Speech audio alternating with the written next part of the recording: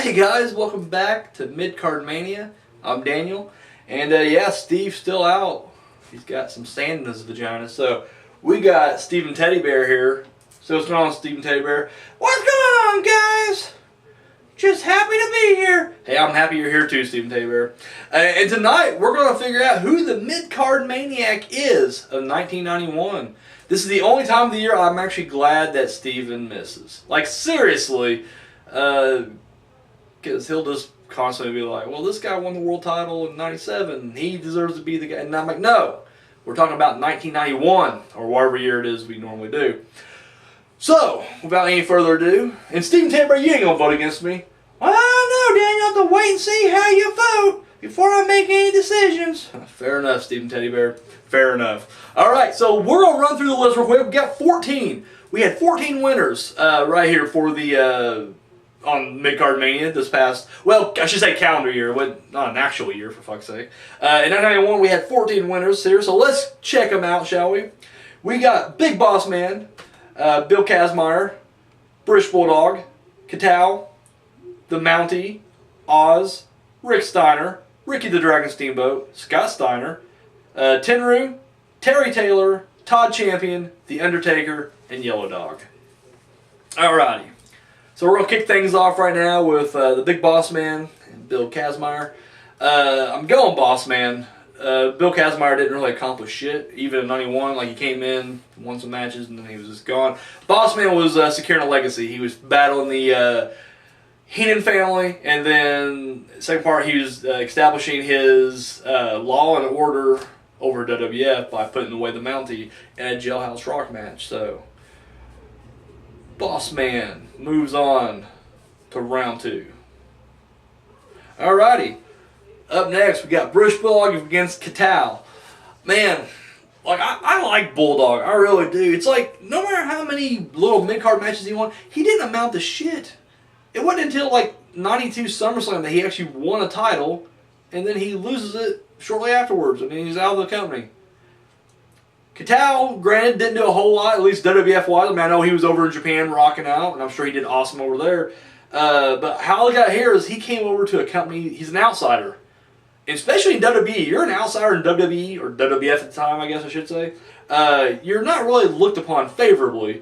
However, he came in with his partner and won. Defeated one of the best tag teams ever. I mean, I know it was a different variation, but, you know, fuck you. I'm going Katow. I am going Katow. Katow moves on. And then he's going to scream, pro wrestling's fake, and get himself blacklisted. Up next, the Mountie versus Oz. I wish I could have seen this match in real life, seriously.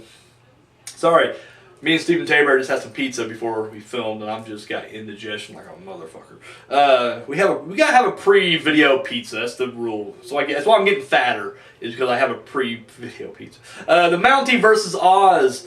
As much as I enjoyed Oz, and I love Oz, and Oz was great, Oz is one of the best wrestlers and gimmicks of all time, I can't seriously put him over the Mountie. I mean, granted, we only seen 2 matches of the Mountie, on this show, I should say. He won one, he lost one, but I feel like he was taken more seriously and had a better run than Oz. Like, Oz came in, beat up a jobber, and then he was a jobber after that. I'm going Mountie. Mountie moves on round 2. Alright. Rick Steiner versus Ricky the Dragon Steamboat. As much as I respect Ricky the Dragon Steamboat, I don't know what kind of year he had in 91. He won a Lethal Lottery tag match. However, Rick Steiner held 3 titles at once. He held the WCW US and World Tag Team titles. And then, of course, he won the New Japan, the IWGP, PG, IW. I don't know what the fuck the titles are called. He held the New Japan tag titles. All at once, I'm going Rick Steiner. R. Steiner moves on to round 2.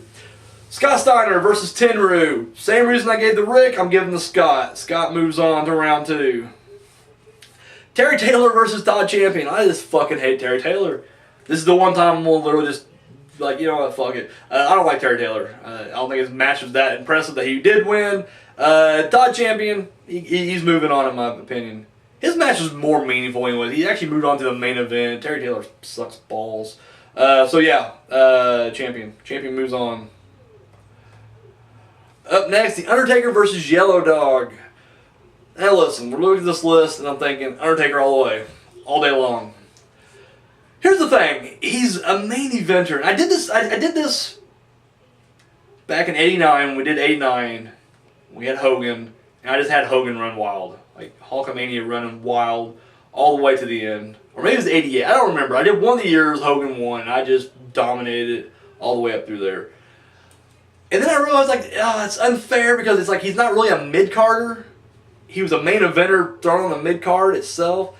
And I can't remember what year it was. It must have been last year we did this. I did the same thing. I was just kind of like, Hogan got halfway through there, and I was like, man, I can't just keep having Hogan win these. Like, every time Hogan just happens to luck out and fall on the mid-card, he just dominates. And that don't seem fair. And I kind of feel like Undertaker at this point is a main eventer. Like, seriously, he had a quick rise from mid-card to main. In an upset, I'm going Yellow Dog. Just because I just feel like Undertaker's already beyond this shit. He's already moved past it. Yellow Dog. It's like this is an indie federation, and he's already got that contract for WWF. He's already leaving.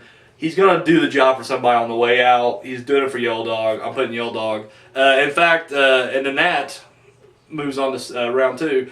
And actually, that one actually moves on to the semifinals because in round 2, we got Bossman Catal, the Mountie, Rick Steiner, Scott Steiner, Todd Champion. There's 6.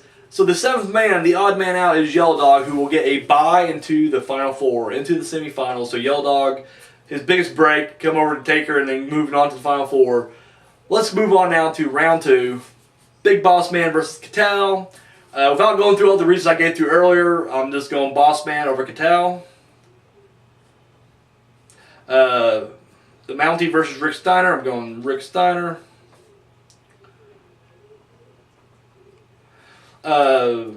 Scott Steiner versus Todd Champion, going Scott Steiner.